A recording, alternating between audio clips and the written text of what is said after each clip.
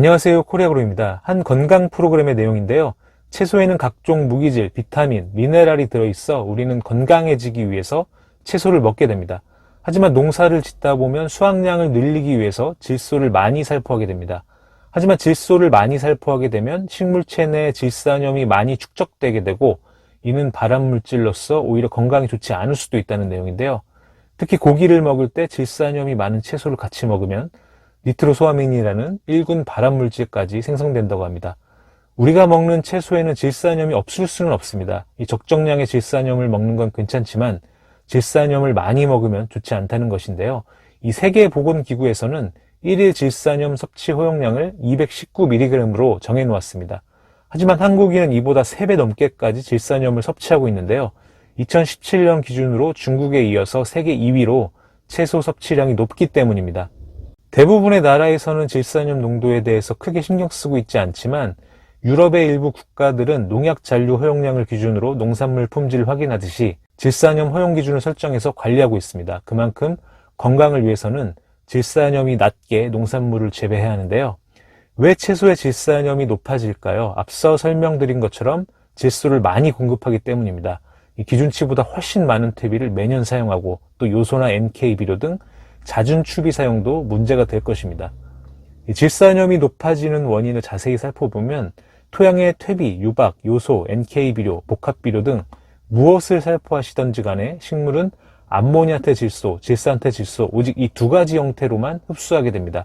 하지만 토양에서는 미생물에 의해서 암모니아태 질소가 질산태 질소로 바뀌는 질산화가 일어나게 됩니다. 즉 토양에는 어떤 비료를 뿌리시던지 간에 질산태 질소가 많아지게 되고 식물은 질산태 질소를 훨씬 많이 흡수하게 됩니다. 이 식물체 내로 질산태 질소를 흡수했습니다. 질산태 질소는 식물체 내에서 다시 암모니아태 질소로 바뀌고 아미노산 단백질을 만듭니다.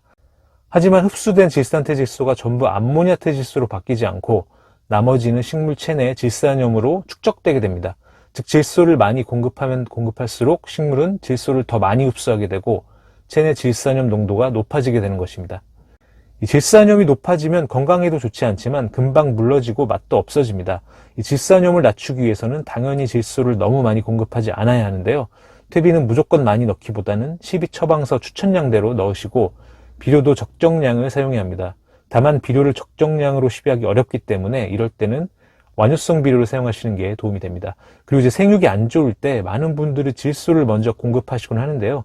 질소 부족이 아닐 수도 있기 때문에 생육 부진의 원인을 다양하게 파악해보는 것도 필요할 것입니다. 질산염도 낮추고 농사도 잘 짓기 위한 코리아그로의 방법입니다. 우선 퇴비 대신 더블인이나 알가스오일을 사용합니다. 이 30에서 50평의 한 포로 퇴비를 대체하는데 이 퇴비보다 시비량이 훨씬 적기 때문에 퇴비 과다 시비에 의한 질소 과잉 공급이 없습니다. 질산염을 낮추는 데 도움이 될 것이고요. 다음은 복합비료, 일반 NK 대신 엔텍 사용을 권장드립니다. 엔텍은 완효성 비료로서 급격한 질소 흡수를 막고 특히 앞서 설명드렸던 암모니아태 질소가 질산태 질소로 변화하는 질산화 작용을 억제시켜주는 역할을 하는데요. 일반 비료보다 토양 속 질산태 질소 농도가 낮아지게 됩니다. 즉 엔텍을 사용하시면 질산태 질소 흡수량은 줄이고 암모니아태 질소 흡수량이 증가하게 됩니다. 이 질산태 질소 흡수량이 줄어들기 때문에 식물체 내 질산염 축적 감소에 도움이 됩니다.